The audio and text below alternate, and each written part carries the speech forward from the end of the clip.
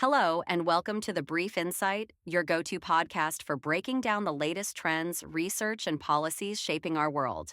Whether you're passionate about sustainability, global economics, or emerging innovations, this is where we simplify complex ideas to keep you informed and inspired. If you enjoy what you hear, don't forget to like this episode, subscribe to our channel, and share it with anyone looking for insights that matter. We're here every Monday and Friday, so hit that notification bell to stay updated. Your support helps us grow and continue bringing you sharp, relevant content that sparks conversation. Thank you for tuning into The Brief Insight. Now let's dive into today's topic. Okay, so get this. Birth rates are going down, down, down. And today we are going deep on why that is a big deal for the future of labor. Yeah, it's a pretty major issue, actually. For sure. We've got these reports from the OECD, that group of mostly wealthy nations. Right. Plus, we've got analyses from some pretty big-name economists. So this is going to be a wild ride, through economics, social trends. And we're going to try to figure out what it all means for you listening right now. Yeah, and I think what's really interesting is we're not talking about just like a little dip here and there. Like the OECD is reporting that in the last 60 years, Wow. the average number of children per woman in these developed countries has been cut in half. Seriously, cut in half. Cut in half. Wow. So back in 1960, it was 3.3 kids per woman. Okay. Now it's 1.5. That is wild. Yeah, and some countries are seeing even lower averages than that. Really? Yeah, think of Italy, Spain, South Korea. Wow. Okay, so this is not just, people having one less kid. This is like a completely different picture of what a family looks like. Right, it's a huge demographic shift. So what does this mean for the workforce then? Well, basically, fewer babies today means a smaller workforce tomorrow. Yeah, that makes sense. Which is a big deal. Like, one of the articles we're looking at suggests that this could even lead to long-run economic stagnation. Stagnation meaning like economy's just not growing. Yeah, essentially struggling to grow because there aren't enough workers to keep things moving. Oh, wow. Yeah, it's a real concern. Okay, so who's going to be like flipping the burgers and coding the apps and, building the houses Exactly. in the future if we don't have enough people? Yeah, it's about more than just filling those jobs, though, right? Like a smaller labor pool could also stifle innovation. Oh, okay. Yeah, that makes sense. Less people, less ideas. Right. A larger population means more brain power, more ideas, more potential for those breakthroughs that we need. More people brainstorming, more problems solved. Exactly. Okay, so more people, more innovation. But one of the economists we're looking at, Odie Kaller, he's got a slightly different take on this. He's actually suggesting that a smaller but more educated workforce might be better for innovation in the long run. How does that work? Well, it comes down to this idea of a quantity versus quality trade-off. Okay, I've heard of that. So in the past, kids were often seen as kind of extra hands to help out, especially on farms and stuff like that. But as society's industrialized jobs started to require more education and specialized skills, Right. so this led parents to invest more in the quality of their children, their education, their healthcare, their overall development. So instead of having like, a ton of kids who might not all get a great education, they're focusing on giving like one or two kids the best possible start in life. Exactly. It's kind of like shifting from a mass production approach to a more artisanal one, at least when it comes to raising future generations of workers. Interesting analogy. Okay, so we might have fewer workers in the future. Right. But those workers could be like super skilled, Yeah. super specialized. Yep.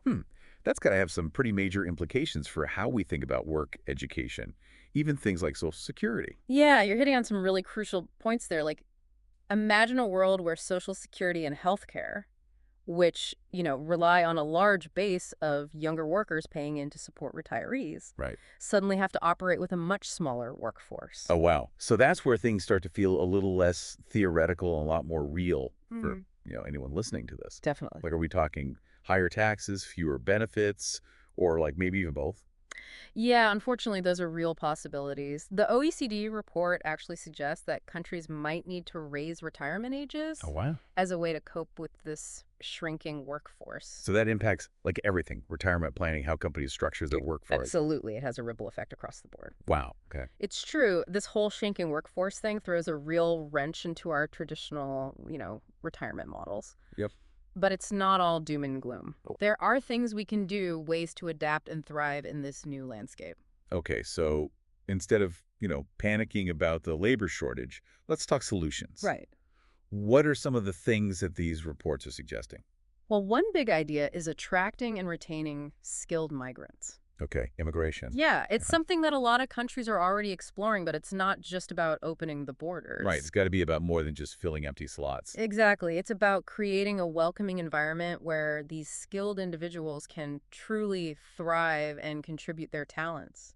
So making sure the migration is like a win-win for both the individuals and the countries. Exactly. Okay, so immigration's one piece of the puzzle. What else? Another key area is boosting productivity.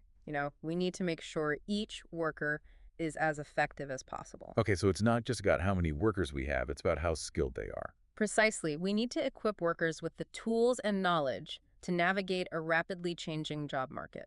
So thinking about automation, AI, all that stuff. Exactly, jobs are evolving and workers need to evolve with them.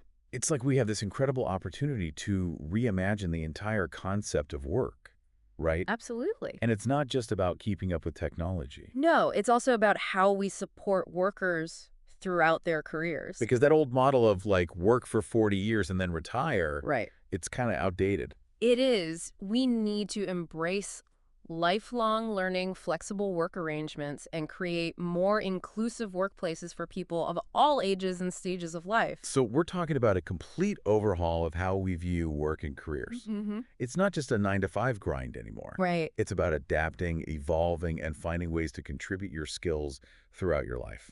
And that's where government policies come into play. Okay. We need policies that support things like retraining opportunities, flexible work schedules, and caregiving responsibilities. Because let's be real, life throws curveballs. Yeah. Having kids, taking care of aging parents, even decided to go back to school. Right. These things shouldn't like derail your entire career. Exactly. Policies need to reflect the realities of modern life and support people through those transitions. Yeah, make it easier to balance work and life no matter what stage of life you're in. Absolutely. This all makes so much sense, but it also sounds like a huge undertaking. Yeah. Are there any like countries or companies out there that are doing this well, kind of leading the way? There are definitely some bright spots out there. Several Scandinavian countries are known for their robust social safety nets and family-friendly policies. Okay. They offer things like generous parental leave, subsidized childcare, flexible work arrangements. What about the private sector? Any companies setting a good example? Yeah, absolutely. Some tech companies, for instance, are leading the charge in offering remote work options, unlimited vacation time, and on-site childcare. Wow. So these types of perks aren't just about attracting talent, they're about creating a work environment that supports employees' overall well-being. Okay, so it sounds like there are solutions out there, things that can be done to navigate this whole shrinking workforce situation. There are. But let's be honest, change can be scary. It can be. What are some of the potential pitfalls we need to watch out for? Well, one of the biggest risks is that we fail to adapt quickly enough. If we cling to outdated models of work and education, we risk falling behind in the global economy. It's like trying to run a marathon in flip-flops. Yeah, exactly. You might be able to keep up for a while, but eventually you're going to need the right footwear to go the distance. Exactly. Another potential pitfall is that the benefits of these changes are not evenly distributed. Meaning that some people might get left behind? Exactly. We need to ensure that everyone has access to the education, training, and opportunities they need to thrive in this new world of work. Otherwise, we risk exacerbating existing inequality. Right. So it's about creating a future of work that is not only adaptable, Yes. but also equitable. Precisely. We need to make sure that everyone has the chance to reach their full potential, regardless of their background or circumstances. This has been incredibly eye-opening. We've covered so much ground, from shrinking workforces to attracting skilled migrants to completely rethinking the concept of work. It's a lot to digest, but it feels like we're starting to get a handle on this whole low-fertility future. And remember, it's not just about adapting to a changing world. It's about shaping that world, creating a future that works for everyone. So where do we go from here? What else is lurking in the depths of this low-fertility landscape? Well, up until now, we've mainly focused on the economic side of things. Okay. But there are also some major social and political implications to consider. Ooh, okay, now we're getting into the really juicy stuff. This is where things could get really interesting. Yeah. Okay, so we've talked about like the economic earthquake that's coming with these declining birth rates. Yeah. But what about like the social and political aftershocks? Right. I feel like that's where we're heading now. Yeah, absolutely. We can't ignore those massive social and political shifts that are all kind of intertwined with this low fertility trend. Right. It's not just about numbers and graphs. It's about people, families, the fabric of our societies. Right. One of the sources we're looking at highlighted this changing role of women, and I feel like that's kind of been a constant thread throughout our conversation. It really has, as women have gained more access to education, entered the workforce, and gained more control over their reproductive choices. Right. It's naturally led to a shift in family size and structure. It's like that old saying, a woman's place is in the home. It's finally being tossed out the window. Yeah. But that shift has definitely had a ripple effect on family size. I mean, you might even be seeing this in your own families and communities. Oh, absolutely. It's not just about individual choices. Yeah. Either societal expectations play a huge role. Right. If we want to encourage people to have more children, we need to create an environment that supports families. So thinking about affordable childcare, paid parental leave, flexible work arrangements, Yeah. all that stuff we talked about earlier. Exactly. All of that. So it's not just about changing minds. It's about changing the systems that make having a family so challenging. Right, especially for women who are often juggling careers and caregiving responsibilities. Okay, so supporting women and families is crucial. Yeah. But what about the other side of the coin? Yeah. Like, what happens when you have a society where the average age keeps creeping up? Well, that's where we run into the challenges of an aging population, right? Right. Think increased demand for healthcare, long-term care facilities. Yeah. Even just help with everyday tasks. Yeah, it puts a strain on those social safety nets. It does, and it raises questions about who will provide care and how we'll pay for it all. Right. So it's like we're shifting from a world where, there were always enough young people to kind of take care of the older generation Right. to one where those traditional roles are being flipped on their head. And that brings us to this idea of the generational compact. Okay. This kind of unspoken agreement that each generation contributes to the well-being of the next. Right. And that starts to crumble when you have a shrinking younger generation and a booming older population. Fewer people paying into the system, more people needing support from it. Yeah, that's a recipe for some tension, for sure. Yeah. And it raises some tough questions about the long-term sustainability of things like Social Security and healthcare. Right. We might need to fundamentally rethink how these programs are funded and structured. To make sure that they can survive. I think exactly in a low fertility future. Okay, so economically and socially, there are some huge adjustments that need to happen. For sure. What about politically? I imagine this is shaking things up there as well. It's definitely a wild card. Some experts suggest that an aging population could lead to a more conservative political landscape, simply because older voters tend to lean in that direction. But wouldn't that depend on, what issues younger generations are prioritizing? Exactly. We can't make sweeping generalizations about entire generations. Young people are facing a very different world than their parents did, with climate change, economic uncertainty, and rapid technological advancements all shaping their outlook. So predicting how this will all play out politically is like trying to forecast the weather a year in advance. Yeah. There are just too many variables. That's a good way to put it. But one thing is for sure, the political landscape will continue to evolve, just like everything else. Well, there you have it. Declining fertility rates. Yeah. They're not just a demographic trend. They are a social, economic, and political game changer. They are. We've covered a ton of ground today, but it's clear that this is an issue with ripple effects that will continue to shape our world for decades to come.